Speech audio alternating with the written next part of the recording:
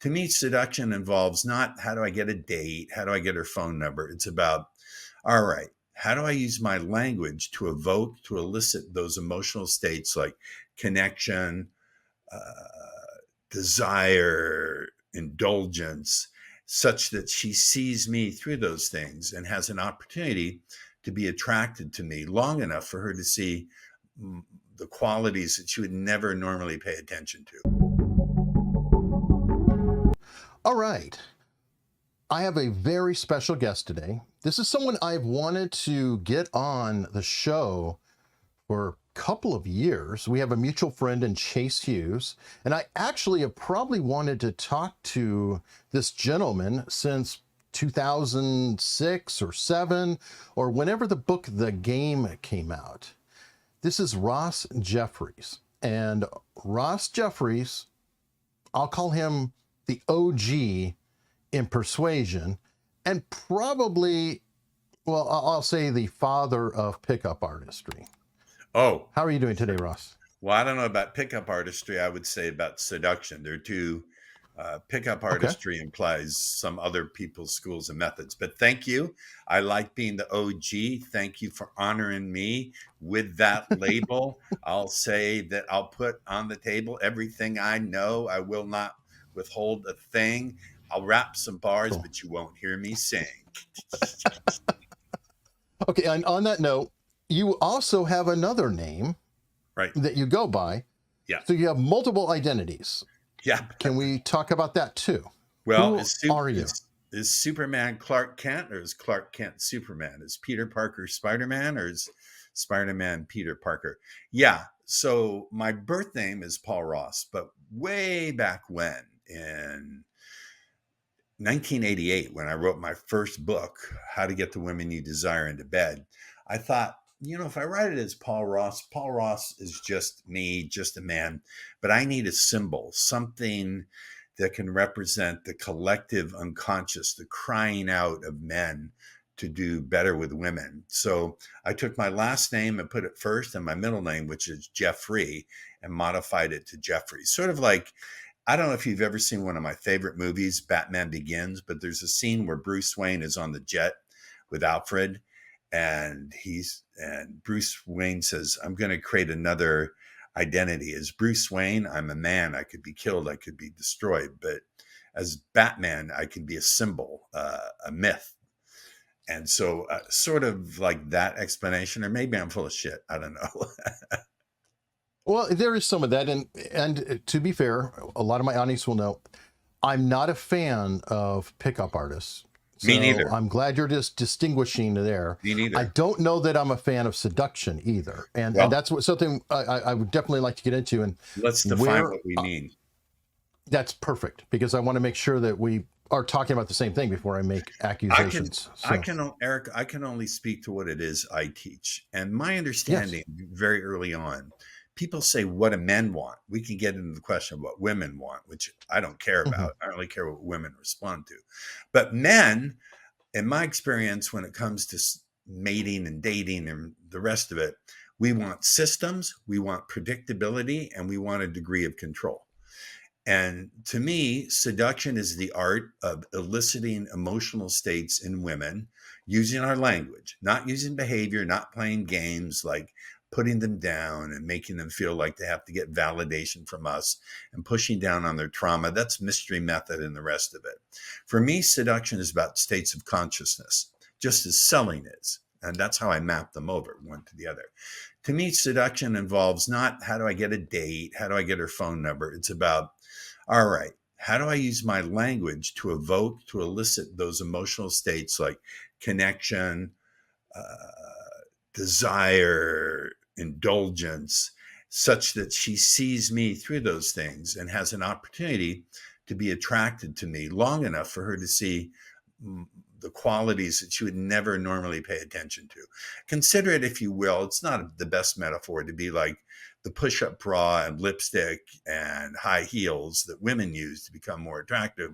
We're just using language, and it's not new to me. If you look at the works of Ovid, way thousands of years ago, the Greek playwright and poet, the idea of our using our language to attract women, I'm not talking about lying. I'm not talking about saying I'm a doctor when in reality I work as a plumber. Nothing wrong with being a plumber. I'm not talking about lying about our intentions, saying I want to get married when in reality I just want to screw around. I'm not talking about any of that. I'm talking about something that stands so profoundly outside the box that disconnects the dots, that it creates a lot of confusion in the beginning. I am talking about evoking emotional states by using language in such a way that guys who normally wouldn't even get a shot because they don't have the looks, the social status, the money, the fame, whatever, giving them an even playing field with the guys who have those things, the status, the looks, whatever. So women don't automatically eliminate us based on our looks, based on our lack of whatever it is. They give us a chance because we know how to evoke those emotions, not through pain, not through playing hard to get, not through pushing down on their emotional traumas, but by using language in a certain way. May I give an illustration to make this more clear? Please. So the average chump of a guy, the average guy who doesn't know how to communicate with women in an emotionally evocative way, he would ask the question, what do you like to do for fun? Now, the problem with that question is every guy asks it, number one. Number two, it only elicits a factual response. But instead, I would ask this question. When you want to do something that makes you feel totally alive and gets your heart beating hard and time flies by, what do you love to do? Or what's something that you've always dreamed of doing, fantasized about doing, but haven't let yourself dare? And then I do STFU, shut the F up, and let her answer. And you can see it's a much different kind of question. One evokes just a factual answer. The other one evokes the fantasy mechanisms, the imagination, the part of her mind where she thinks about her desires. It's a different way of communicating. It's non-harmful. I'm not lying. I'm not pushing down on pain points. I'm not being deceptive, but I am speaking in a way that evokes emotions as opposed to just getting facts, data. That's just the smallest, teeniest little example of a gigantic body of work that I have. But do you understand the distinction? I do. Let's run with it for a minute just to make sure I'm getting everything clear here. My favorite part is you said STFU, which I think is amazing. Now, during your STFU state, what are you doing at the time? Are you thinking of the next line, or are you actually receiving what she is telling you to say, let's explore this together and continuing the conversation? 1/3 of the skill set I teach is learning how to get quiet in your head and actually pay attention to the responses that women are giving you. To STFU, shut the F up, not only means to shut the F up with this, but to shut the F up with your internal dialogue as best you can. I'm not teaching men to be Buddhist monks, Zen monks. And so you can really receive the answer. So for example, if I ask this question and the woman says, oh my God, I love to go scuba diving, I would develop that answer. I would say, really, tell me more about that. What's your favorite thing about that? And if she says, well, I love the idea of losing myself in something so much bigger and seeing something that's so unique and absolutely incomprehensibly beautiful, I would know that the words that matter to her are unique, incomprehensibly beautiful, losing herself. And so I would take that language and reflect it back to her, because that's showing, number one, that I'm listening, but number two, it's sort of triggering her own emotional response words. So it builds that emotional state that she's going to connect to me because I'm the one talking to her. Does this make sense? It does, but I guess the part that I want to cross over is, what are you feeling at the time? And the criticism I could see coming in, even in the descriptions, is it almost can feel or sound like the woman is being treated or manipulated like a third party versus just an open communication between the two people. Now, that may not be the case. It may not be the intent, but can you see where it's so focused on do this so she'll respond like this, do this so she'll respond like that, what are you feeling? Like, how are you responding at the time? How are you feeling? Because It I think it's depends on, really well, significant. let's address the first thing you said, because you said one thing and then you asked the question, how am I feeling? Mhm. So as speaking to your point is, say this and then you get this response, and here's how you play with that response. That's true. And if I can add something to it, in the Mhm. beginning, that's true because men don't know how to communicate. After a while, it becomes second nature.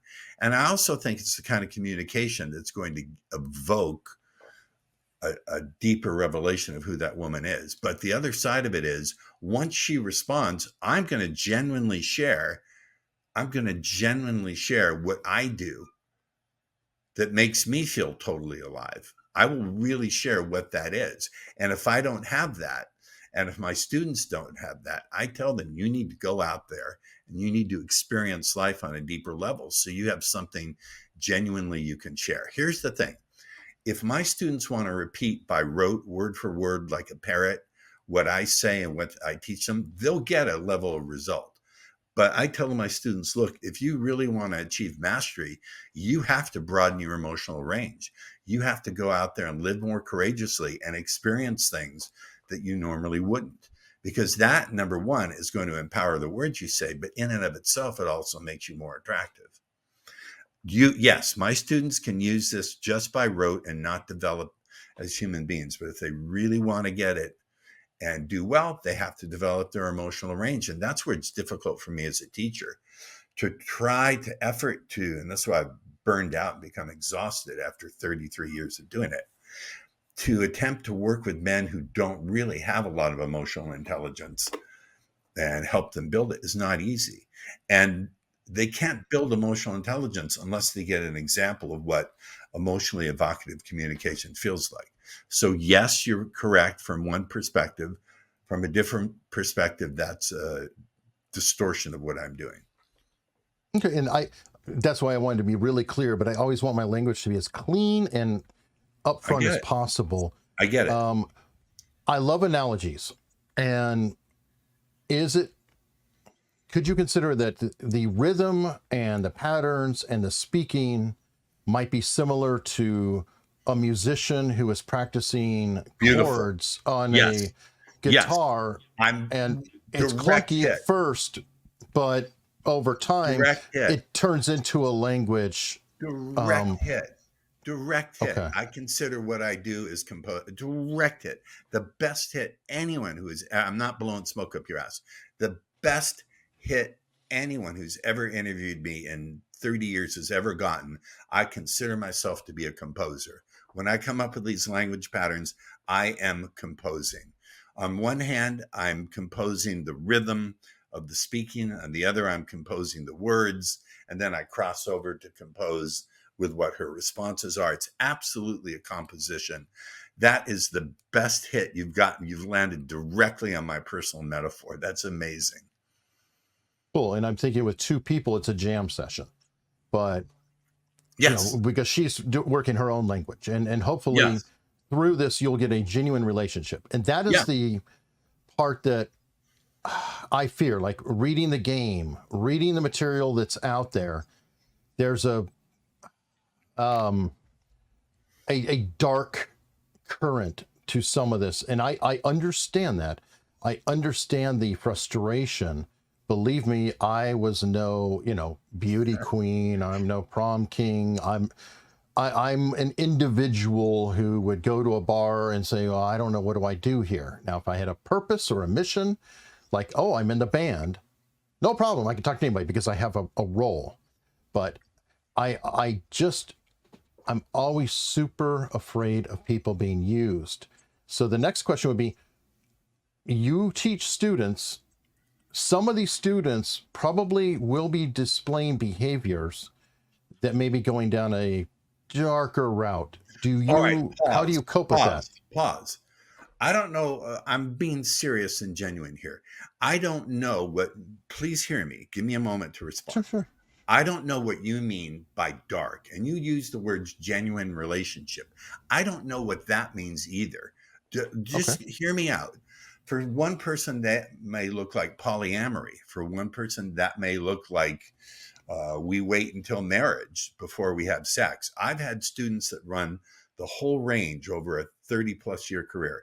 I had a student, I don't remember his name, who was a very religious Catholic, and he wanted to wait till he found the woman who would be his wife.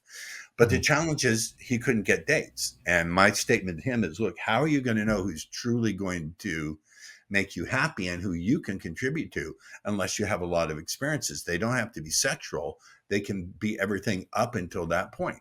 Mm-hmm. And so my point is this.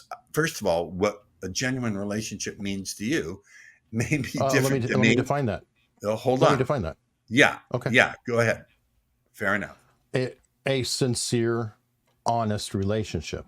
It can be all those things you described, but there's an open communication where both parties have an understanding of who the other person is and what they're desiring or thinking.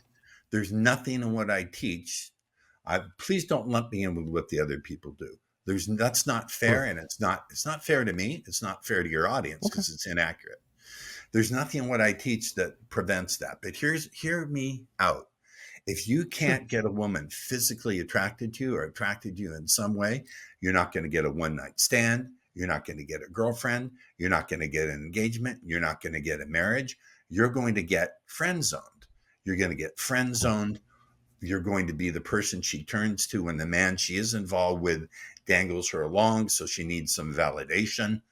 You're going to get the shit end of the stick. And that's just how it is. I'm not saying making a moral judgment.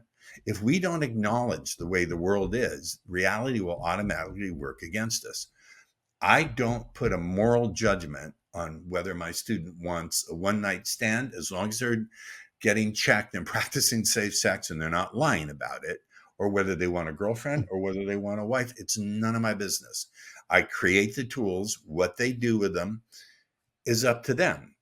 Look, nuclear power. I watched Oppenheimer in the movie. I sort of identified it when the bomb went off and he said, now I become the destroyer of worlds. And he had some regret about what he did.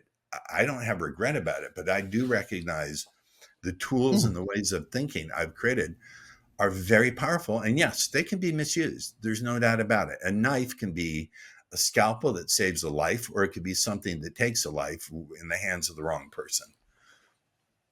I agree with all that. And I'm not accusing you of a specific thing. I'm definitely not trying to label you. I don't feel accused. Good. I just was wondering, because like you said, you kind of have burned out a little bit on some of it because it's hard to get the intelligence. You recognize there's a danger there, and let's go into, like the game. I'm not saying you are of them. You influence them. That doesn't mean that what you're doing is wrong. They've shaped their own tools, I guess, mystery or whomever, and you're just one source of information, not necessarily the only, but a source. Have you had an opportunity, like with your own students or whomever, where you can see them going down a path to try to correct the situation, or try to say, have you considered this, or put out more information to maybe get them to consider more what they're doing if they are being deceptive? Let's just go with that. If they're being deceptive in what they do, because you've said it multiple times that as long as they're not lying. Yep. You think it's cool. Yep. Absolutely. I have a new student who actually went to a school similar to Mystery, where they actually teach them to lie. And he was telling me about a young woman who's involved with, but he wanted to see other women. And his plan was to use what they said. I said, absolutely not. You tell her what you want. You tell her you're not interested in an exclusive relationship. And if she wants something different, you now have the power to move on, because you know how to attract people, not accidentally, but is something you can create. And second thing I said is, you better practice safe sex. My own current situation at 60, I'm going to be 65. I have to practice in a different way. I only have one partner. We don't engage in intercourse for at least 2 months, because when you engage in full-on sex, that's when the real crazy comes out for both parties, and I need to vet for red flags. I get tested, and I don't insist. I gently invite my partner to get tested because that's just the way it works. I can't get anyone pregnant, but I'm just going to be, what the fuck? This is a real, at my age, it's very hard to maintain an erection with a condom. So I have to do it this way. I get tested. She gets tested. I'm clean. She has to be clean. I can't get anyone pregnant because I've had a vasectomy. This is like foolproof. I know I've tested it. That's the way it is. So I'm completely honest, but I can't control it. I can strongly encourage it. The other schools I know say, hey, go for it. Do whatever you want. I told the student to enjoy a temporary moment or an hour or a week or two of pleasure is not worth destroying another human being. What to say yourself? What does it do to you when you have to walk through the world knowing that you fundamentally lie about the most important things? So what my only ask is, please don't lump me in with the other people and what they teach. That's not what I'm teaching. And on the other hand, I'm to blame for it to some extent. My marketing is obnoxious. I do it to get attention. I stick my head out there on a platter.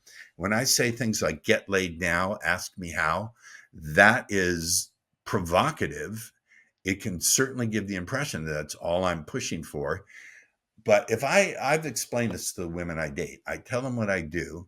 And I say, look, if my marketing said, learn to find the woman who you truly want to be with through developing emotional intelligence and learning to speak in more profound ways, those headlines don't scream loud enough to get attention. You have to grab men by the dick because that's where a lot of them are starting from. You can't move someone from where they're not. You have to move them from where they are to where you want them to be. That's fair. And you said something significant, I feel, in there about destroying someone's life. The first thing I thought of is the individual themselves can be destroyed by the deception. Absolutely. That's a Buddhist teaching. The Buddhist teaching about karma is not like there's some cosmic Santa Claus who's going to give you a gift or take it away. It's that you build up that tendency within yourself and you begin to become the way you treat other people till sooner or later you're trapped in it. All right. So now let's talk about one of my most interesting subjects, and that is The Game. It was a book written by Neil Strauss, 2005. In the Oddies. And, well, I'm interested in The Game not only because I read it many, many years ago, but I also have been covering the Marilyn Manson case. And Neil Strauss wrote Marilyn Manson's autobiography. I never Marilyn read Manson has come out. I have. It's not a nice book. It's, salacious. There's a lot of ugliness in it, in my opinion. But I understand Marilyn Manson has stated that it's a character creation, that the book, Marilyn Manson is actually a character. Brian Warner is Brian Warner. The two identities, which maybe you can relate to, you've got two different identities. I guess the premise of this, where I'm going, is Marilyn Manson's claim that the book's essentially fiction. There's elements of truth in there or stories that are in there, but they've been embellished.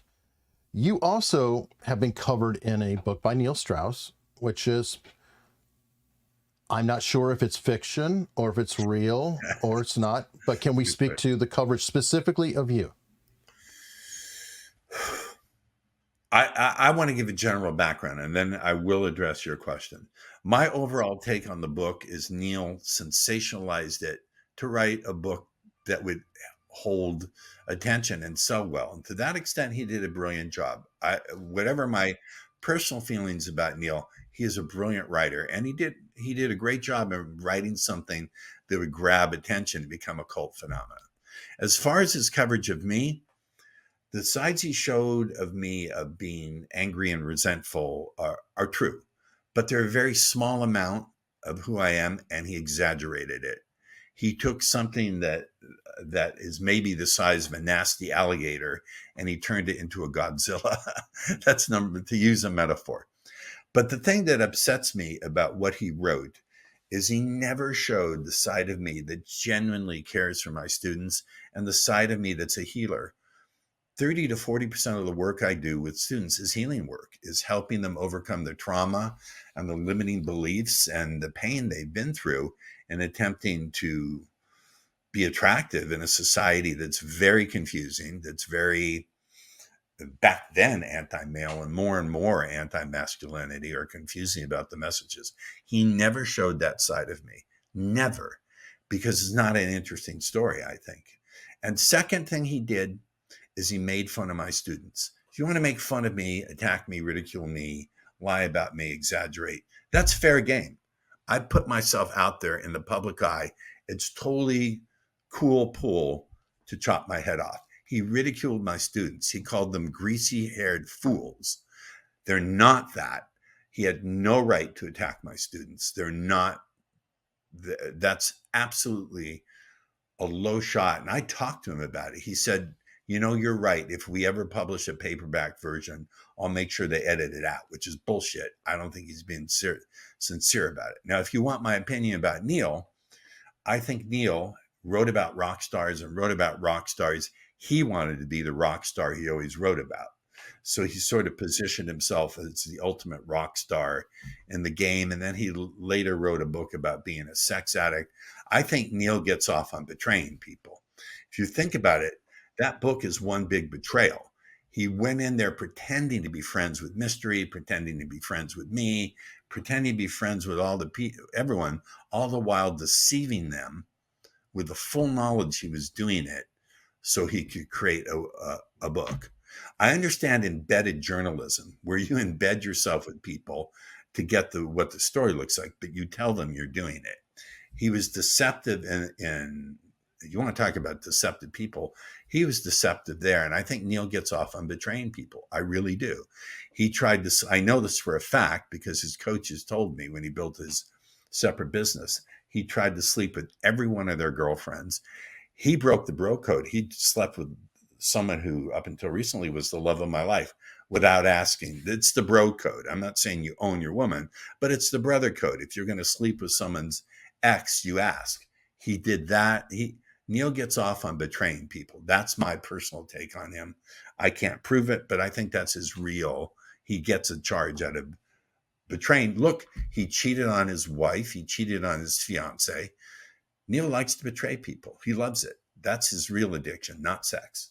And Neil, if you want to sue me, come after me, man. We'll go to it in public.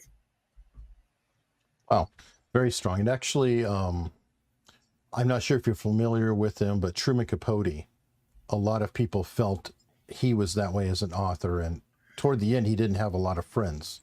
He was kind of a socialite, hanging out with all these famous people, and then he would write about them after the fact. And a lot of people are very angry. That just don't get me wrong. I've made at least $500,000 off of all that publicity. So if Neil had wanted to call me a goat fucking communist Scientologist, whatever, hey, you want to write me a check for $500,000 and call me names like that? I'll take a bow in public and repeat it. So ultimately, thank you, Neil. Okay, fair enough. Very interesting. Okay, so now let's move forward. And I'm going to say this may be switching into your other identity. I don't know. A lot of what you're describing about establishing communication, being open, presenting yourself. One, I'd almost consider that to be a verbal hygiene. I don't know if that's a terrible term for it, but it kind of is. It's like putting your best foot forward, speaking in a manner that is going to be received the best possible. A lot of that could be done, say, by somebody like me in an interview or somebody else who's selling. Sure. Is that kind of where you're headed now, or are you doing both still? It's a good question. I'm frankly emotionally and cognitively and creatively exhausted dealing with these guys who the first 10 times you answer a question, you can vary it and make it interesting. But the 5,000th time you do it, it's just soul draining. I work with a private client on the seduction side this past weekend. I was so drained. I had to go see my doctor and I have naturopathic doctors recommend naturopaths to everyone over 50. They gave me an IV, vitamin IV, and then they pulled blood out of my body, put it through an ozone machine, put it through an ultraviolet light, put it back in my body. It's exhausting. Now, what's fascinating to me is taking these same skills, mapping them over to sales and also to copywriting. If you want to see the one unique thing I have, a lot of people do NLP for sales. They can write scripts and train sales teams. I can do that. Chase, who we both know, has said multiple times, when it comes to linguistics for persuasion, I'm the best in the world. Have you heard him say that? Oh, yes. Yes. Well, we've talked about you on the side. I don't know if he was talking about that, but he was also saying you're one of the quickest he's ever seen for rapid induction. Yes. But we've talked about, in different ways, but both very complimentary. Yes. Chase, huge fan. But what he didn't get is how I can also write copy. I've made millions of dollars, haven't kept it, but made millions of dollars writing copy. So I can go into a company and say, look, I'll not only train your sales force and redo your scripts, I can rewrite your emails and rewrite your copy and put hypnotic language in it in the way no one can. So that makes me a unique 1-2 punch, and I can charge whatever I want. Typically, my way of working is I don't charge anything up front, nothing. My fee is the difference between when I started working and at the very end of when I'm done working. I get the difference. So if I take a company or anyone from $1 million to $2 million, I collect that $1 million, and then they can move onwards using all the stuff I put into place forever and just make a fortune. I just finished working with someone. I increased their closing rate by 530%, which is, most people would be happy with a 30% improvement. That only happens when you're pushing the same button harder and you're still in the box. I want to remove the tunnel so so it becomes part of the DNA of how you do things.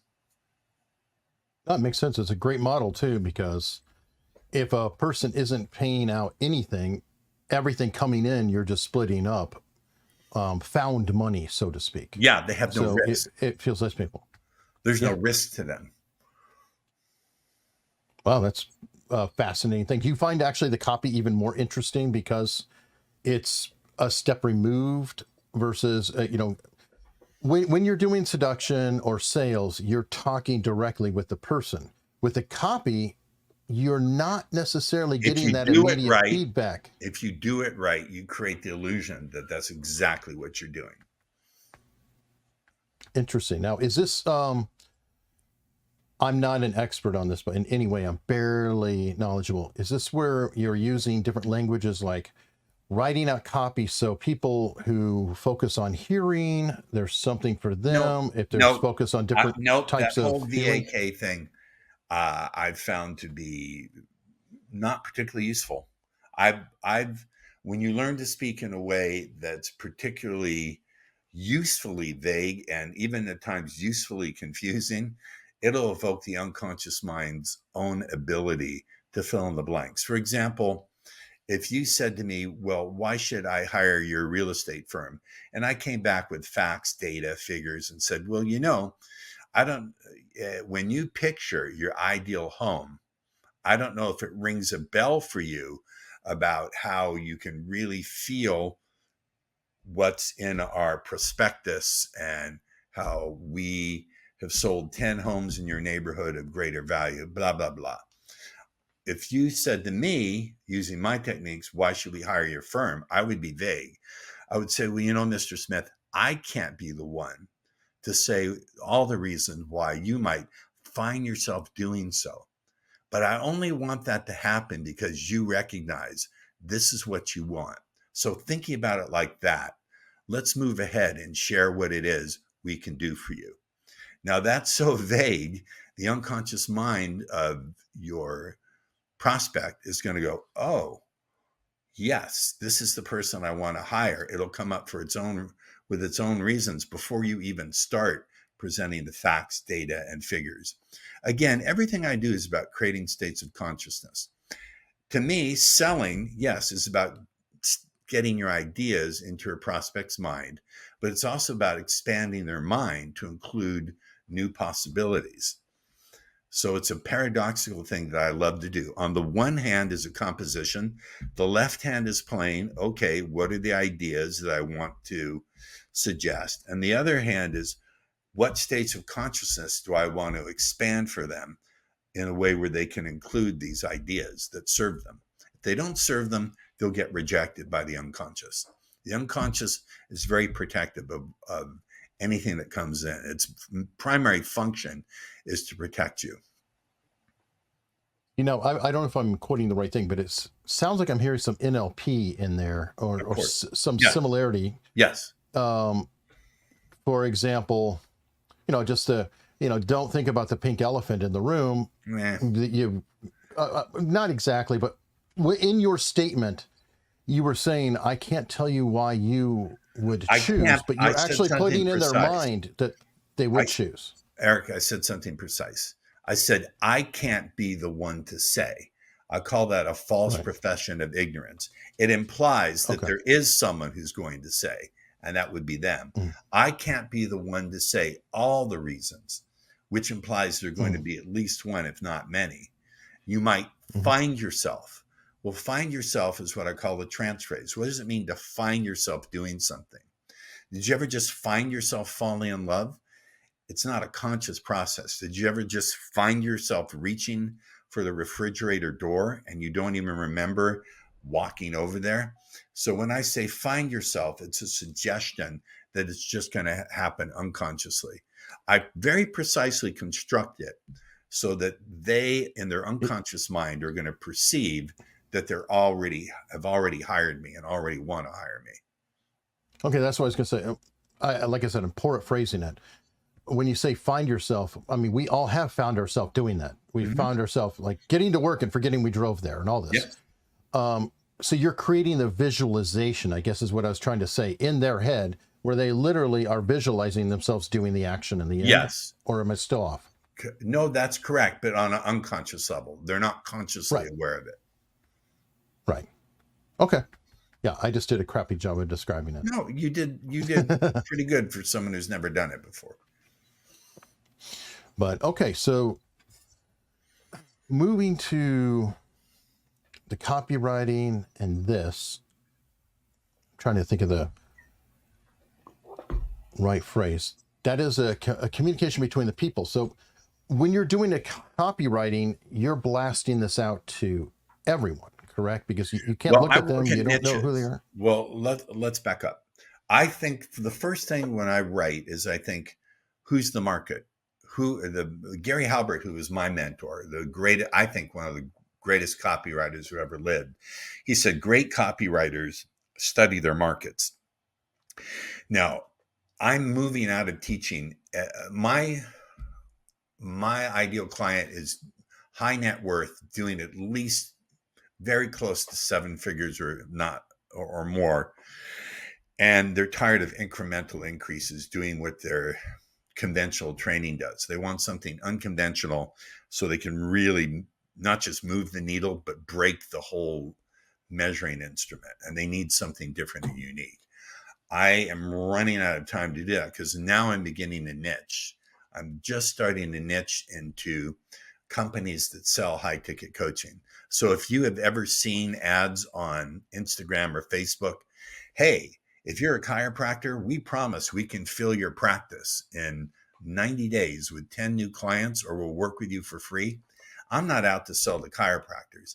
I'm out to take those companies that are selling that training and say, I'll work with you, increase your sales by 100% in 90 days. You pay me nothing up front.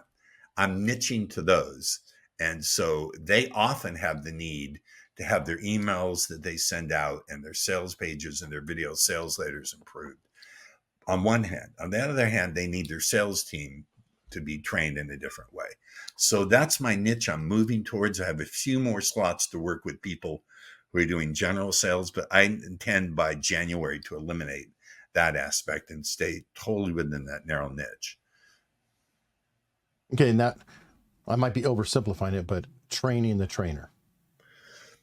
training companies that are selling high ticket coaching packages online. Okay. I'm going to be doing that exclusively by January. I still have some slots if you're just doing high ticket sales in any area. If you go to paulrossresults.com, you'll see how I improved a mortgage loan officer's results by 2,000%, which is insane, which is impossible, but I did it. You'll hear his testimonial and see how absolutely real it was. It's Paul Ross Results. Okay, cool. Now you mentioned something about your mentor for copywriting stuff. A Gary lot of people Halbert. would be curious to know. No, I know. Well, a lot of people would be curious to know because, like I said, you're the OG in seduction and a lot of these things. Where did you learn? Seduction or copywriting? I learned copy from Gary. Okay, you learned copy from Gary, but I'm guessing you use your own skills to incorporate Gary's teachings. For seduction, I took NLP. It's an interesting story and too long to tell. But I took it when I first took my first NLP training. I think it was 87 or 88 in Colorado. They had Richard doing a guest training, Richard Bandler. And I immediately thought, don't pay attention to his words, pay attention to his thinking process. And Richard saw that I knew that, to think that way, and he took me under his wing.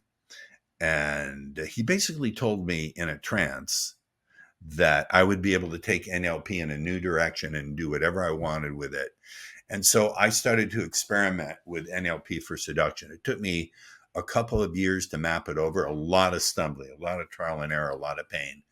I finally came up with a model, put it into my first book, thought, hey, I could make a lot of money doing this, quit working as a legal assistant and help a lot of people.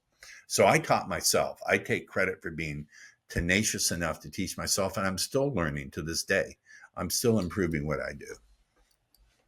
Oh, fantastic. And it's great to hear about Richard Bandler, who I hope to actually have on the channel pretty soon. We've been kind of going back and forth because there's a movie out on him right now. There is? What's the movie called? John LaSalle and Laval. his wife did a documentary. Laval, I'm sorry. Did a documentary on Richard Bandler that's on YouTube right now. So I wasn't aware. I'd like to, I've always wanted to talk to Richard Bandler. Anyway, I find the NLP aspect, all of this very, very interesting. So do I. This is So do I. Oh, okay. I thought you said why. No, so do I. Awesome. So to wrap things up, what is the one question that you were hoping I would ask you, but I neglected to? It's a good question. I know what it is. What's kept me passionate about doing this? 33 years doing it. Why am I still passionate about it? What has kept me? The question, how'd you get started? Everyone asks that. Not one person has ever said to me, what keeps you passionate about doing it? So let me ask you, why do you keep going? What keeps you passionate?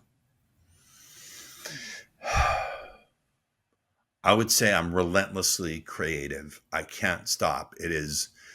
I've taken, I don't know if it's obsessive compulsive disorder when it comes to language or words. I've taken I don't know what to call it, a trait, a tendency in my brain. I've just turned it into creativity. I cannot stop creating, which is not necessarily the best thing, because if you're fantastically creative, you're going to be lacking in implementation, or that's why I've surrounded myself by a team of people who assist me in implementing. So I'm restlessly creative, and I'm relentless in my desire to have an impact in the world. I'm very much impact driven. It's my number one driver. Chase Hughes talks about different drivers: impact, power, intelligence, belonging, acceptance, deviance. My driver is impact. If I don't have impact, I don't feel like I'm having a purpose for being around. Fascinating. That's perfect. And hopefully you've had an impact. Well, you've had an impact on me over this past period. Now, can I give And out some ways people can stay in touch, oh, stay in the of conversation? course. And we'll also put these in the description Sure. so everyone can click the links below. But go ahead. Yeah. So if you're interested, as you find yourself interested in all the ways that I can radically, exponentially improve your sales, and you're already successful. I don't work with people who are struggling. You have to have a successful sales process in place, and you're doing close to 7 figures or better. Then what you can do is go to Speaker Paul Ross /apply, and you can apply to work with me. I look through every application, but again, I am expensive. I don't charge anything up front, but I will take the fee within 90 days, the difference. But you have to be doing close to 7 figures, if not beyond that. And if you want to just get an idea of what I'm doing as far as the NLP for sales training, go to paulrossbook.com. You can get my rapid sales accelerator course. It's absolutely free. It'll show you some things you can use to increase your sales by at least 30% in 90 days. As for the seduction stuff, if you want to find out how I teach people how to get laid, we're creating an AI to do all of that. I don't know when this is going to air, but that will be speedseduction.ai. Speedseduction.ai. That's not going to be up until another 30 days. When is this interview airing? Anytime. So, it'll be airing in August. It could be today. It could be within a week. So. Okay. Well, then write down speedseduction.ai and check it out in 30 days from the air date, and we'll have that up and running. Okay, now this popped one more question in my head. I promise it'll be the last one. Sure. I don't care. You made a specific point of saying you want people who are making near 7 figures or above. Is this because you're trying to filter out a certain level of talent or ability that already exists to save, I used to say beginner training? I don't want to train beginners. And frankly, I want to get well paid for my time. If you're doing middle 6 figures and I'm working with you for 90 days and I take you from $300,000 to $600,000, that's $300,000 I correct. If you're already doing 2 million and I take you to 5, that's $3 million I'm collecting. That's 10 times the amount for the same amount of time, effort, and energy. And by the way, I only can take 3 clients a quarter because it's a lot of work. So Okay. if you want to Fair do enough. that, you better get your ass to speakerpaulross.com/apply, because it's 3 All right, clients a perfect. quarter. That's not bullshit. You understand why? Because I'm rewriting emails, copy, video sales letter, and I'm training sales teams. It's a piss load of work. I believe it, but you're still inspired. Still inspired, So, man. I love doing it. All right. Well, Paul, Ross Jeffries, thank you so much for coming by. Peace.